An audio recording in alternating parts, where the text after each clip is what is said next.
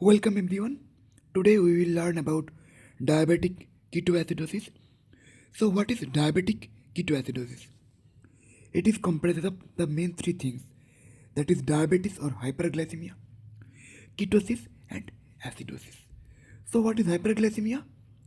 It is defined as blood glucose level more than 200 milligram per deciliter or 11 millimole per liter. What is ketosis? It can be defined as ketonemia or ketonuria. What is ketonemia? It is blood beta hydroxy butyrate more than 3 millimole per liter, and ketonuria 2 plus or more ketone bodies in urine by dipstick. And the third thing is metabolic acidosis. So what is metabolic acidosis? It is venous blood pH less than 7.3 or serum bicarbonate less than 15 as per IMS protocol on bispet and less than 18 as per ISPAD. Now moving to the next part, that is euglycemic decay. So what is euglycemic decay? There will be no hyperglycemia, so euglycemic, but decay is present. So the D part or the hyperglycemia part is absent, but the ketosis and the acidosis will be present. So as there is no hyperglycemia, so blood glucose level will be less than 200 milligram per deciliter, but there will be ketosis and there will be acidosis. We can see it in which conditions? In partially treated decay, in fasting child or low carbohydrate diet, SGLT2 inhibitor use, that is canagliflozin use. Urine ketone can detect only acetone and acetoacetate. These two are the late product of ketone body synthesis, and urine ketone can't detect beta hydroxybutyrate. It is less likely to be detected by urine as it is less secreted in urine. So at first, when we are measuring the urine ketone by dipstick method, it can be false negative as acetone and acetoacetate are the late product. So in early decay, for ketone body synthesis, ketonemia is more sensitive marker as it can detect beta hydroxybutyrate, which is the early product of ketone body synthesis. So ketonuria can persist even after recovery from decay.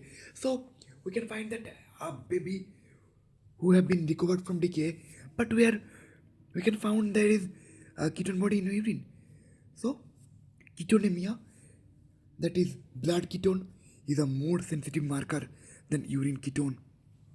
Urine ketone can be falsely negative in case of older urine sample and can be falsely positive in case of use of captopril, dipenicillamine, valproate use, etc.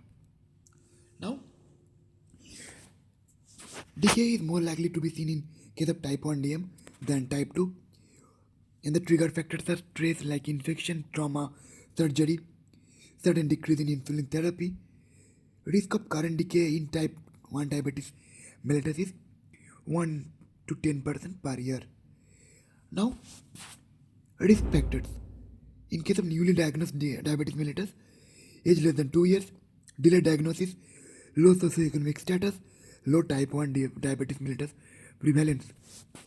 And in case of established diabetes mellitus, previous diabetic ketoacidosis, omission or sudden reduction of insulin, poor metabolic control, peripubertal girls, AGE with persistent vomiting, trigger factors, psychogenic factors, and failure of insulin therapy are the risk factors.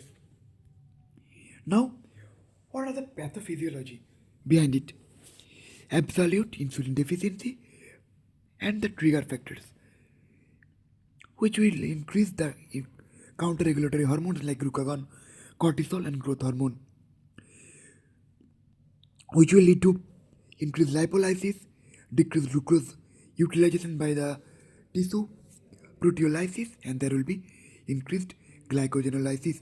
The last three things will be contributing to gluconeogenesis, and the increased lipolysis will contribute to ketogenesis. Now, from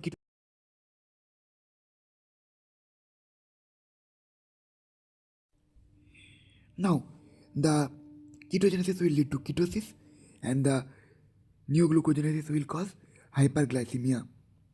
Now that ketosis will cause acidosis, and the hyperglycemia will cause osmotic diuresis due to glucosuria. That will lead to dehydration. Dehydration will lead to lactic acidosis, and it will further contribute to acidosis. And due to hyperglycemia, there will be dilutional hyponatremia, and due to dehydration, there will be the system activation, and there will be hypokalemia. Now, before coming to the management part, we have to know the classification of DKA or diabetic ketoacidosis. According to AIMS protocol and BISPED, there is three types of DKA: mild, moderate, and severe. We use venous blood pH here. Point to be noted here, not the arterial blood pH. We can use here venous blood pH also, and it is preferred also according to the protocol. So, what will be mild DKA? Venous blood pH between 7.2 to 7.29 and plasma bicarb less than 15. What is moderate DKA? pH 7.1 to 7.19 and bicarb less than 10. And severe DKA is venous blood pH less than 7.1 and plasma bicarb less than 5. But as per ISPAD, the bicarb less than 18 will be called as mild DKA, as I have said earlier. But in the Nielsen 22nd edition, there is update, that is mild, moderate, severe decay, but there is a clinical criteria also. What will be mild decay? The patient will be oriented, alert but fatigued. Venous blood pH 7.25 to 7.35, bicarb 16 to 20. Moderate, the baby will be sleepy, oriented, arousable, and there will be Kussmaul's breathing. Venous blood pH 7.15 to 7.25 and bicarb is 10 to 15. What will be severe decay? There will be Kussmaul's breathing, lethargy, coma, and poor GCS. And venous blood pH less than 7.15 and bicarb less than 10.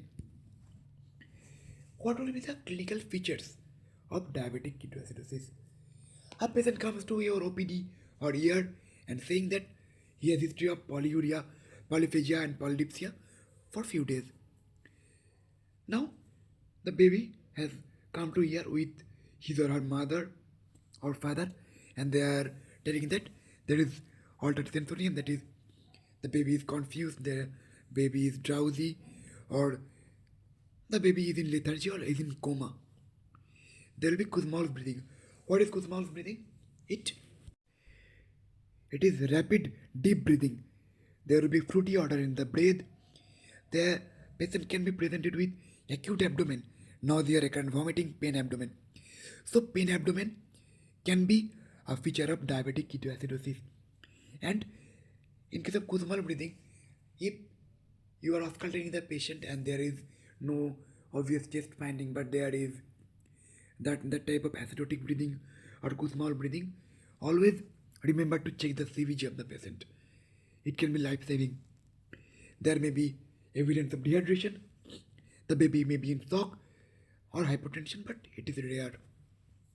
It is a pattern of Kussmaul breathing, K for K, Kussmaul in case of ketones of decay. It is the pattern of breathing in case of decay. Okay. Now, there is a video.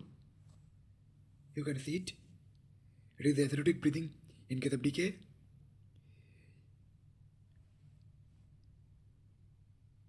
Okay. Now the next part.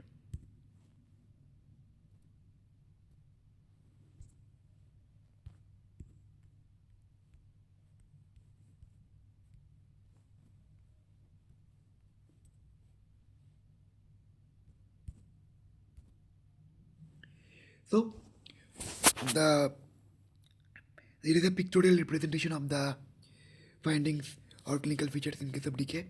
There will be thirst, there will be frequent urination, there will be fatigue, there will be nausea and vomiting, there will be difficulty in breathing, and fruity odor in breath. Now, what is the management? What are the management goals? That is, at first we have to correct the dehydration, acidosis, and ketosis. Gradual restoration of the euglycemia. Avoiding complications like cerebral edema. identify and eliminate trigger factors like infection, and preventing the recurrence.